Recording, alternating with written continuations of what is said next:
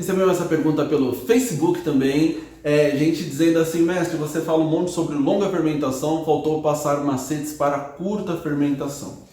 Curta fermentação, o grande macete, o grande esquema que tem é dividir a quantidade de fermento nas diferentes massas que você pretende usar no dia, chamada fermentação escalonada, é uma forma de curta fermentação. Então eu vou te dar um exemplo, ó. Eu bato, por exemplo, 10 kg de massa,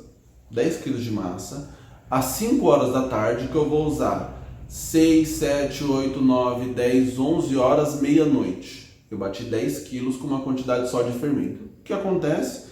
A massa das 6 horas não está fermentada direito, a das 7 já está começando a ficar boa, talvez às 8 ela está boa, mas às 9 está passando, às 10 horas ela começa a ficar toda suada, às 11 ela fica toda caída, meia-noite quem pedir a pizza vai sentir a pizza com gosto de cachaça. Por quê?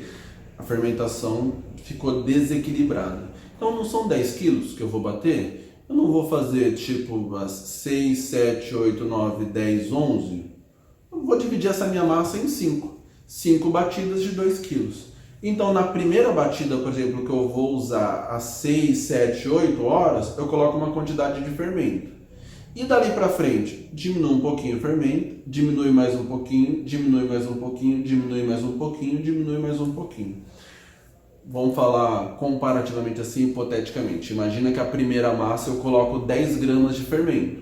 Na segunda eu coloco 9, depois 8, 7, 6, 5. Esse timing você vai controlar de acordo com a sua receita. Não dá para eu te dar um número exato, porque se a sua receita tem mais açúcar, vai fermentar mais rápido. Se a sua receita tem menos açúcar, fermenta mais devagar.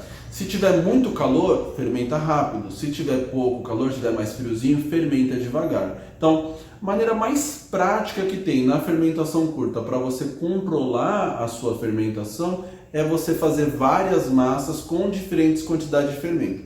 Apenas observa que a primeira massa tem que ter mais fermento e a última massa lá no final da noite tem que ter pouquinho fermento, tá? Uma dica bônus é a seguinte: para a primeira massa, se você fizer ela um pouquinho mais mole, ela vai pegar a fermentação um pouco mais rápido, ela vai ficar mais fácil para você abrir. E a última massa, se você fizer ela um pouquinho mais dura, ela vai ficar um pouco mais firme, não vai ficar tão descaída para você poder usar. Então vamos pensar assim, vamos pensar que você está colocando 50% de água.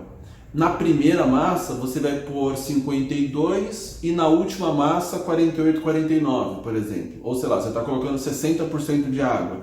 Na primeira massa põe 62 e lá para a última massa 57, 58. Por quê? Porque a quantidade de água que a massa já tem, ela aumenta com a fermentação, porque o fermento também produz água na massa. Por isso que uma massa fermentada por muito tempo, ela parece até que fica molhada, porque o fermento ele produz água, álcool e gás carbônico. Ele molha a massa mesmo, ele transforma o amido em água. Ele, usando as reações químicas dele, ele consegue produzir água, vamos assim dizer. Então, fica com essa dica bônus, tá? Base divide a quantidade de fermento em diferentes massas, ao invés de bater uma maçona só com uma quantidade enorme de fermento. E, além de você dividir essa daí, uma dica bônus é você, na primeira massa, põe um pouquinho mais de água e na última massa um pouquinho menos de água. A última ela vai descansar mais tempo, ela vai permanecer um pouco mais firme, não vai cair tanto. E a primeira que vai descansar pouco, ela já está mais molhadinha já para elas cair um pouquinho, para ela poder relaxar um pouquinho e dar um ponto legal para sua massa, tá bom? Essa é a dica de ouro da fermentação curta. Espero que seja muito útil para você, principalmente agora que a gente está entrando no calor e que dividir a fermentação é essencial para a massa não fermentar demais. Um grande abraço.